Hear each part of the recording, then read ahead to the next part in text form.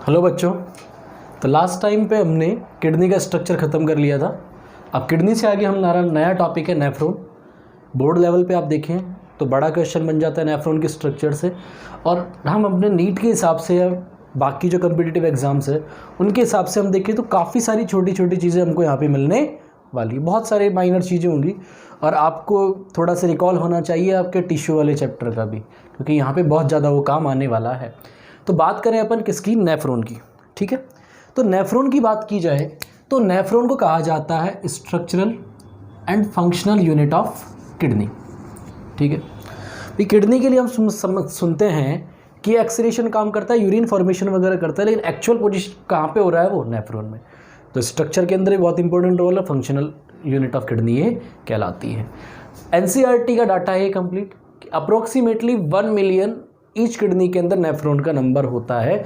एक किडनी में लगभग 1 मिलियन, 1 मिलियन में लगभग 1 मिलियन का मतलब है 10 लाख की बात हम कर रहे हैं।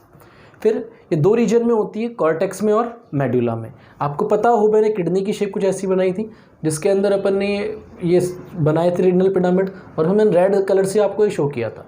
तो कुछ भाग नेफ्रॉन का कॉर्टेक्स में और बाकी मेडुला के अंदर हो रहा है। क्लियर हो गई थी ये बात।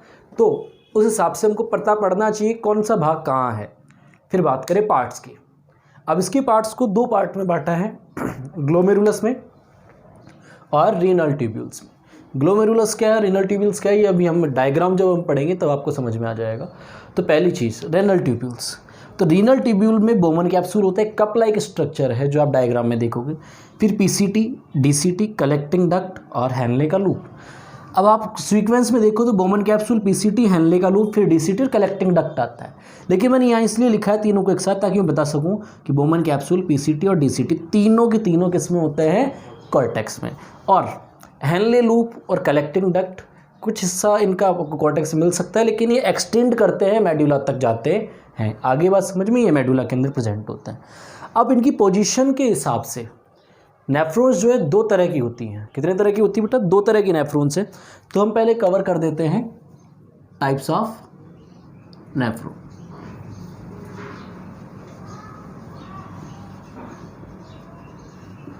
एनसीईआरटी में भी 3 लाइन के अंदर इनके बारे में लिखा हुआ है। ठीक है, तो एक तो होती है बेटा कॉर्टिकल नेफ्रॉन, इसको हम कहते हैं वल्कुटीय नेफ्रॉन। दूसरी होती है जक्स्टा मेड्युलरी नेफ्रॉन। जक्स्टा का मतलब होता है नियर या पास, किसके पास, मेडुला के पास। तो 2 में डायग्राम बनाऊंगा, आपको समझ में सारी चीज़ अभी आ जाएगी। ठीक है, जैसे कि सबसे पहले ये अपन ने बनाया बेटा बोमन कैप्सूल। क्या बना दिया, बोमन कैप्सूल। ये अपन ने स्ट्रक्चर दी।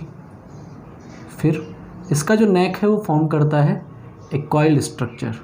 अब ये बोमन कैप्सूल के पास है इसलिए प्रॉक्सिमल कन्वोल्यूटेड ट्यूब कहते हैं, समीपस्थ कुंडलित नलिका।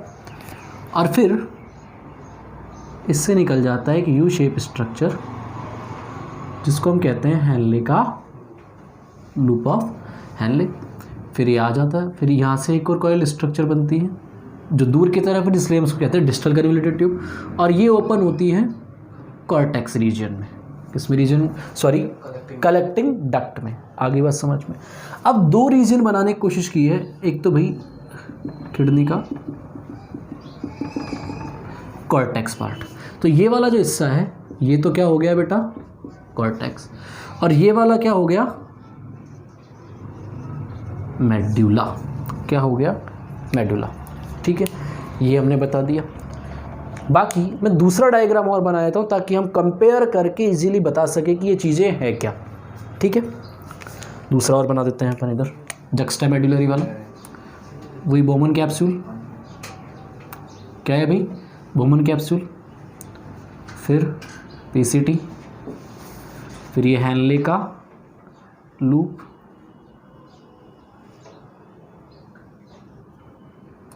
क्या आ गया, हैनले का लूप।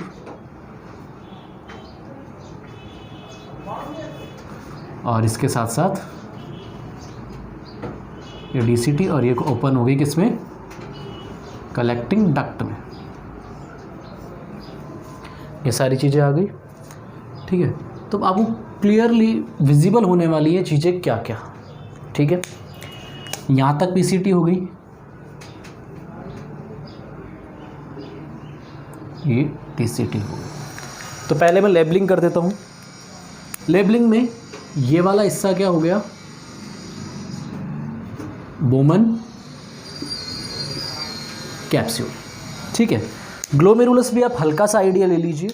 ग्लोमेरुलस क्या होता है, यहाँ से एक आर्टीरियोल आती है जिसको हम कहते हैं एफरेंट आर्टीरियोल। डायग्राम में हर चीज़ बहुत क्लियर होने वाली है। और फिर यहाँ पे आके वो कैपिलरीज का नेटवर्क बनाती है, लगभग 50 कैपिलरीज होती है जिसको कहते हैं ग्लोमेरुलस। और ये इधर से निकल गई जिसको हम कहते हैं इफरेंट। तो ये जो बीच वाला हिस्सा ये ग्लोमेरुलस और ये बोमन कैप्सूल हो गया। फिर ये वाला हिस्सा हो गया इसका पीसीटी, ये हो गया लूप ऑफ हैनले, ये हो गया डीसीटी और ये हो गया कलेक्टिंग डक्ट। इधर भी वही बोमन कैप्सूल, यहाँ पर वही क्या बोलते हैं अपन ग्लोमेरुलस वाला हिस्सा आ जाएगा, ये पीसीटी, ये लूप ऑफ हैनले और ये हो गया डीसीटी और ये अपना कलेक्टिंग डक्ट। ये सारी चीज़ आ गई। तो क्या हम देख रहे हैं वो देखो कि अगर पहले वाले हिस्से में अगर मैं बात करूं कॉर्टिकल नेफ्रॉन, तो पहले मैं नंबर पे बात करता हूं। जो हमारी बॉडी में जो टोटल नेफ्रॉन्स है ना उसका 80 to 85% कौन सी है, कॉर्टिकल ऑफ टोटल नेफ्रॉन। कितना है बेटा, 80 to 85% ऑफ टोटल नेफ्रॉन।